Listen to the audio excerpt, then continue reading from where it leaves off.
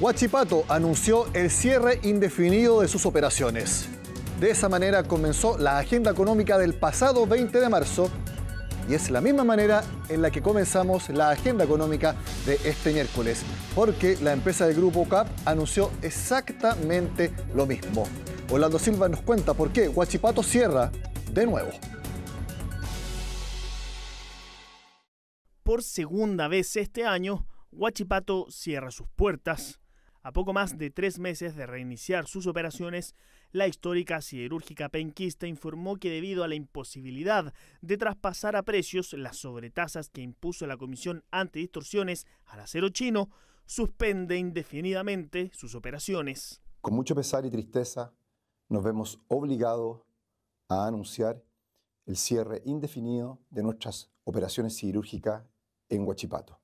No obstante la imposición de tasas antidumping por la Comisión Nacional Antidistorsiones, Huachipato se vio imposibilitado de traspasar dichas tasas a sus productos en el mercado nacional debido a comportamientos difusos de este mercado. La sobretasa al acero proveniente del gigante asiático está vigente desde mediados de abril y alcanza el 24,9% a las barras de acero, cifra que solicitaba la siderúrgica para seguir operando, y de 33,5% para las bolas convencionales, sobretasa que pidió la otra firma involucrada, Molycop. Desde el Ejecutivo responsabilizaron a ambas compañías de no lograr ponerse de acuerdo para aplicar estas medidas y descartaron que se deba a situaciones de este mercado. Este es un problema que se debe principalmente a la incapacidad de Huachipato y de Molycop de ponerse de acuerdo respecto a un nivel de venta y un precio que era posible de lograr dadas las nuevas condiciones de mercado que generaron la sobretasa de una acción irresponsable de estas dos empresas que no han tenido la responsabilidad social que deben tener en un contexto de esta naturaleza y que van a terminar afectando a miles de empleos en la región del Biobío. Son alrededor de 22.000 los puestos de trabajo que estarían en riesgo, entre directos, indirectos y relacionados. Por eso, las autoridades locales ya han llamado al gobierno central a tomar medidas para evitar una crisis laboral en el Biobío. Es una mala noticia porque más de 20.000 personas de la cadena de valor vinculada a la empresa Huachipato van a perder su trabajo. La cesantía en la región va a pasar de 8,7%, va a estar entre 11 y 12 puntos de cesantía. A ver, esto es un balde de agua fría no solo para Talcahuano, es para la región del Biobío y para la actividad industrial de Chile. Hacemos un llamado al gobierno, en forma muy particular a la ministra Jara, la ministra del Trabajo, a que se instale en esta región para ver y abordar cómo se van a desarrollar las políticas del Estado de Chile para poder garantizar continuidad laboral de los trabajadores y trabajadoras de Huachipato. El cierre será paulatino para cumplir con los contratos vigentes y culminará en septiembre, aunque seguirán operando en algunos proyectos como el piloto de acero verde y también la extracción de tierras raras. Además, se comprometieron planes de conversión laboral y capacitación para quienes pierdan sus empleos. Nosotros como el Ministerio del Trabajo, sin duda, vamos a reunirnos tanto con el Ministro de Economía como también con los sindicatos a ver algunas alternativas que puedan ayudarlos en este momento, porque sabemos que esto afecta mucho la mano de obra y sobre todo en la región. Esta es una decisión del holding de CAP, no es una decisión del directorio de Huachipato. ¿Van a revertir esta situación o van a trabajar para revertir esta situación? Pero por supuesto que vamos a trabajar. Ahora, ¿de quién depende? Depende de CAP. Ellos dicen, los accionistas, que ya no pueden seguir perdiendo más plata. Esa es la razón del por qué ellos hacen esto y cierran Huachipato. Y justamente quienes sí se tomaron de mejor manera esta noticia fueron los inversionistas de CAP. La acción del holding se disparó en la Bolsa de Santiago apenas se conoció esta noticia y cerró la jornada con un alza cercana al 6%. Muy atentos a la programación de Agenda Económica esta semana porque podemos tener novedades respecto a la nueva decisión de Huachipato de cerrar sus operaciones. Cambiamos ahora al tema que tiene todavía muy enojados a más de 100.000 personas en nuestro país. Hablamos del corte de luz que comenzó el viernes pasado. Yo soy uno de los afectados y también me sumo a los que siguen muy molestos por el mal servicio de Enel, que todavía nos tiene sin energía. María Luisa Carrión nos cuenta también que la molestia ha subido desde el gobierno y desde los parlamentarios.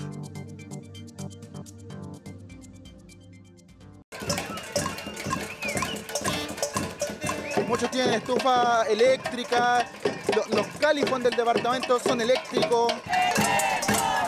Poco y nada que tenemos para comer tuvimos que botarlo a la basura. ¿Quién nos paga eso? Nosotros necesitamos que nos llegue la luz, nada más que nos llegue la luz.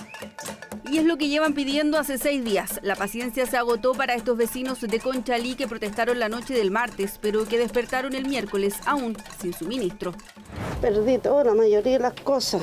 Había hecho la compra de los productos congelados el miércoles de la semana pasada. Jamás imaginó que en menos de 2 días vendría la catástrofe. El choclo, todo eso, las hamburguesas, las croquetas, todo ese tipo de cosas. ¿Todo eso ya lo botó? Sí, pues sí, ya no.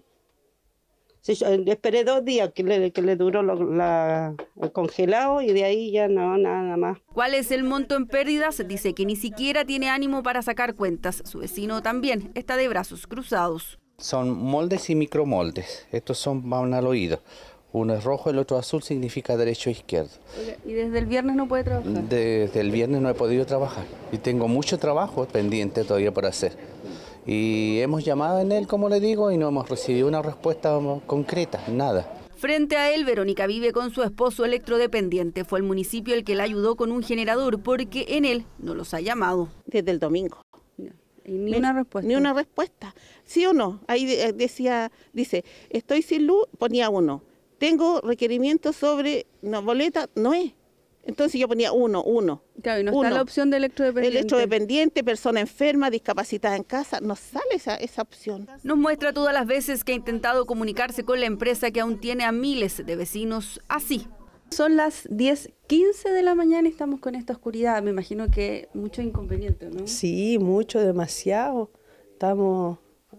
Los levantamos y nos quedamos mirando, no hallamos qué hacer. ¿Y el desayuno aquí a la luz de la vela? Aquí a la luz de la vela, así no poder calentar el pan, nada. Porque no llega la luz natural a su cocina y comedor. Historias que se repiten y que ocasionaron una fuerte respuesta desde La Moneda. En la sede de gobierno, el presidente se reunió con varios ministros para analizar la crisis. Tras la cita, golpeó la mesa. Hay graves e inexcusables incumplimientos por parte de las empresas.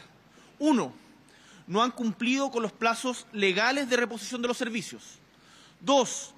No han cumplido ni siquiera con sus propios compromisos que han ido estableciendo día a día frente a esta emergencia.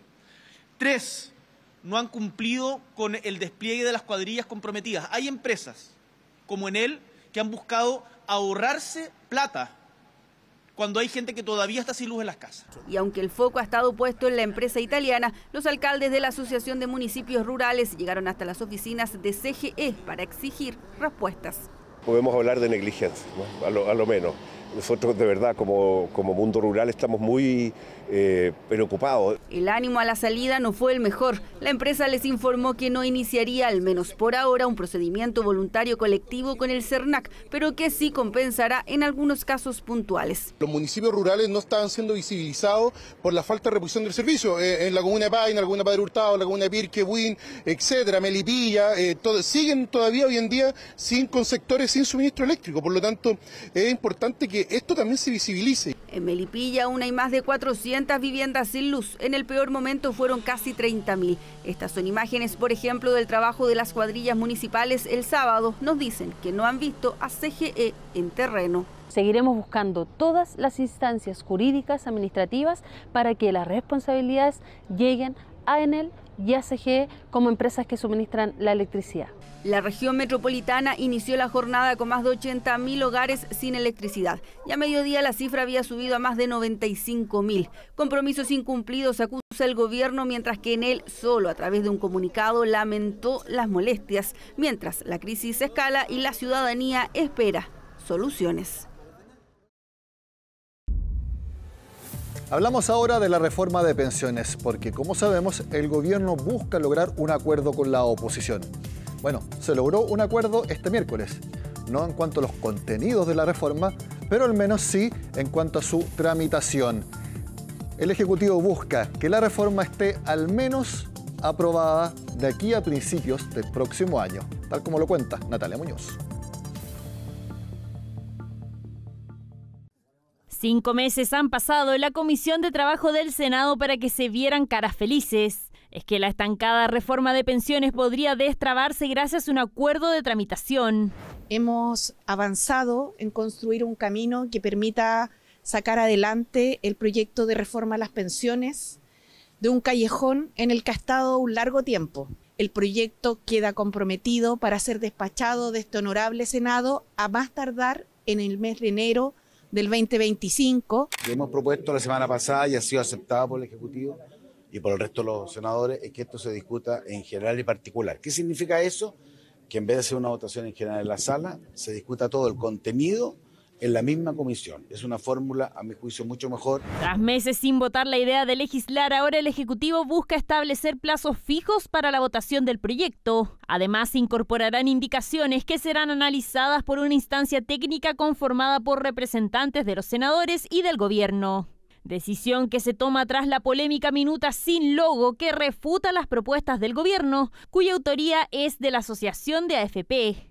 Hoy día estamos en un país democrático en que tenemos libertad de expresión y esto es una minuta interna en la cual analizábamos una reforma que es muy importante para este país. Si alguien se la hizo llegar a los parlamentarios y la quisieron leer, bueno, tratamos siempre de que toda la información sea basada en información lo más técnico posible. Al ser un documento interno necesitamos poner el logo. ¿Qué dice la minuta? Enumera 15 críticas a la propuesta presentada por el gobierno, pero lo central se concentra en el corazón y lo más polémico de la reforma: la distribución del 6% de cotización adicional y la reorganización de la industria. El Ejecutivo propone 3 puntos a cuentas individuales, además 1% para compensar la mayor sobrevida de las mujeres y 2% como préstamo al Estado, para financiar jubilaciones en base a años cotizados. Al respecto, la Asociación de AFP dice que no es un préstamo al Estado, sino que son cuentas nocionales y serían insostenibles. El Ejecutivo en su documento propone crear el fondo FAC, que se constituiría con una cotización de un aporte reembolsable de 2% de las remuneraciones, que en su concepción corresponden a cuentas nocionales, el cual no es garantizado. Beneficia a quienes no aportaron al fondo y perjudica a los trabajadores que aportarán todo el periodo. Minuta que fue calificada como poco ética por parte del gobierno. La Asociación de AFP podrá tener un montón de argumentos que son válidos en el debate, pero lo que no pueden negar es que el actual sistema no está funcionando. Y por lo tanto es urgente una reforma, y esto lo han comprendido todos los sectores políticos. A mí lo que diga la Asociación de AFP, la verdad, no lo considero tan relevante. Los puntos en discordia se discutirán uno a uno en la Comisión de Trabajo y Hacienda del Senado. Con el nuevo acuerdo se despacharía a sala con la claridad que pedía la oposición. Tiene una descripción de los focos que se quiere poner que dan justamente esta dimensión comprensiva de la reforma que esta tiene que tener. Se fija un procedimiento que va a permitir un avance lo más fluido posible en la discusión.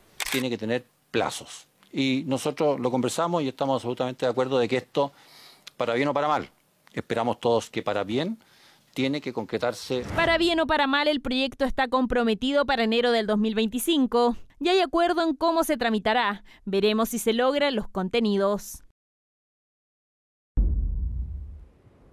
Ayer en Agenda Económica PM estuvo el exministro de Hacienda Felipe Larraín analizando un informe que desarrollaron en Clapes UC sobre el impacto de los fondos de pensiones en distintos aspectos de la economía.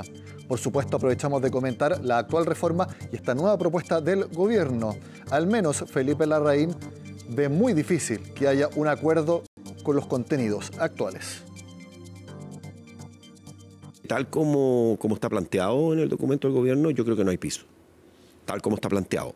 Sin embargo, por supuesto, yo creo que todos los sectores, al final del día, todos quieren un acuerdo porque una reforma de pensiones es muy importante para el país, para aumentar las pensiones de las personas. ¿No ve entonces que haya piso Yo creo que hoy día se requieren bastantes cambios en esta propuesta, porque más que un acuerdo, este es un documento que emana del gobierno para tratar de conseguir un acuerdo. Yo creo que le falta bastantes cambios. No digo que no sea posible, ojalá que sea posible, pero al final del día, cuando uno dice, oye, todos tienen que ceder, la pregunta es si al final del día tenemos un buen proyecto para Chile. Felipe Y yo creo Larraín. que el proyecto original de gobierno no es un buen proyecto para Chile. Hacemos la pausa y ya volvemos con más Agenda Económica. Seguimos revisando la agenda económica de este miércoles con una buena noticia porque sigue subiendo el poder adquisitivo en el país. Así lo mostró el índice de remuneraciones que informó el INE respecto a junio. Lo vemos en la siguiente gráfica que hemos preparado y que se despliega ahora mismo. Nominal quiere decir aumento en pesos. Ha subido lo que ganan los chilenos 6,8% en los últimos 12 meses. ¿Cómo fue respecto a mayo, el mes inmediatamente anterior? Un alza de 0,8%. Los últimos dos índices son los más importantes porque descuenta la inflación. Por eso yo les digo que ha subido el poder adquisitivo, porque en el último año los chilenos con el mismo dinero tienen 2,5% más de poder adquisitivo. Y respecto a mayo, miren, sube exactamente lo mismo que nominalmente, 0,8%. Estas son buenas noticias, porque demuestra que el esfuerzo de trabajar, ganar más, tiene frutos porque se puede seguir aumentando la capacidad de compra. Pero quiero que tengan esto en cuenta cuando se siga tramitando los retiros de fondos. Porque esto que vemos acá fue exactamente lo contrario con los 3 retiros de fondos. Pasó lo contrario. Cayó el poder adquisitivo y durante mucho tiempo. ¿Por qué? Porque la inflación se disparó. Y no crean en la magia acá, no crean en cuentos de hadas. Si se produce un nuevo retiro de fondos, va a pasar exactamente lo mismo. Va a subir la inflación y nuestro poder adquisitivo de todos va a caer y muy fuerte. Ya lo dijo el ministro de Hacienda y lo dijo el Banco Central. Y fueron las mismas advertencias que en los primeros retiros de fondos. Ya sucedió. Es algo real, que se concretó, para que lo tengan en cuenta y ojalá, que sabemos que muchos miembros del Parlamento ven CNN Chile, ojalá que estén viendo Agenda Económica y tengan en cuenta esto cuando nuevamente se sienten a tramitar esa iniciativa. Bueno, seguimos hablando de medios de pagos ahora en el programa porque se mantiene una tendencia en el último tiempo en el país de que las personas aumentan cada vez más su preferencia por pagar mediante medios digitales, tal como lo cuenta Pilar Gutiérrez.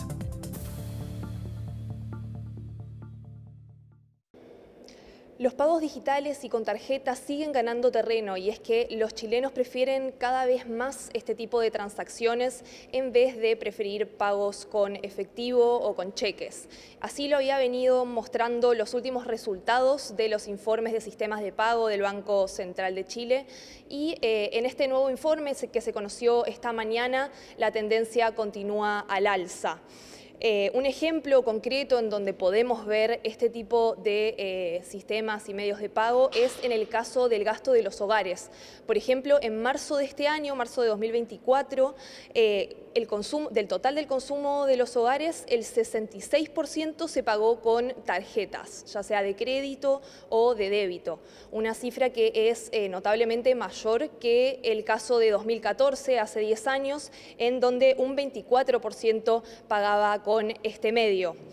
Esta es una cifra que da cuenta de un acceso cada vez más transversal por parte de la población a este tipo de medios de pago. Algo que también fue destacado por el informe es el avance de las tecnologías en este tipo de sistemas de pago electrónicos que han permitido que surjan distintas innovaciones, como por ejemplo el pago a través de QRs, también las billeteras electrónicas. Todo esto hace que los pagos sean cada vez más expeditos, más eficientes y hace que se fomente su uso también. Además de eso, también algo que fue muy destacado por el Banco Central fue la seguridad que implica este tipo de transacciones electrónicas y también la eficiencia en estos métodos de pagos, tal como lo mencionó la presidenta del Banco Central, Rosana Costa. El nivel de desarrollo del sistema de pago que tenemos hoy día es el resultado de una serie de factores, desde la actividad económica y la formalidad de la economía, la disponibilidad de distintos medios, sus respectivos costos y beneficios e interoperabilidad entre ellos y, por cierto, el rol que tanto las políticas públicas cómo los desarrollos del sector privado tienen en estos factores. Si pasamos a desglosar las cifras, cada vez se hacen más transacciones por medios de pago digitales. Por ejemplo, en 12 meses, durante el último año, este tipo de operaciones aumentaron de 5.300 millones a 6.300 millones en marzo de este año. Con estos resultados, en promedio, cada persona realizaría 315 pagos electrónicos al año. De estas transacciones ahora, la mayoría, un 60%, se hacen a través de tarjetas de débito. Ahora, eso es si miramos la cantidad de transacciones, el número de estas, pero si pasamos a observar los montos de estas transferencias, las transferencias electrónicas de fondos son las que abarcan el mayor monto, un 60% del total. Aquí destacar también que esta cifra aumentó en un 23% respecto al 2023, que fue la última medición que se hizo de este tipo de medio de pago. Y estos incrementos van entonces en línea con la idea y lo que se está concretando finalmente de que cada vez son más los comercios que aceptan distintos medios de pago, ya sea electrónicos y también a través de tarjetas, tal como lo destacó Rosario Celedón del Banco Central. Y aquí lo que tenemos son métricas que nos muestran que el número de comercios que aceptan pagos con tarjeta sigue creciendo. Pero vemos que sigue una tendencia creciente en que se amplían las redes de comercio que aceptan pagos con tarjeta. No solamente pagos presenciales, que llegan casi 500.000, sino que también se sigue sumando pagos en comercio electrónico de manera no presencial, y eso nos habla de un mayor potencial de uso de estos medios de pago. Los expertos ven los resultados de este estudio como algo positivo en general y destacan también los beneficios que traen las transacciones de manera electrónica. Pasemos a escuchar lo que nos comentaron algunos de los especialistas.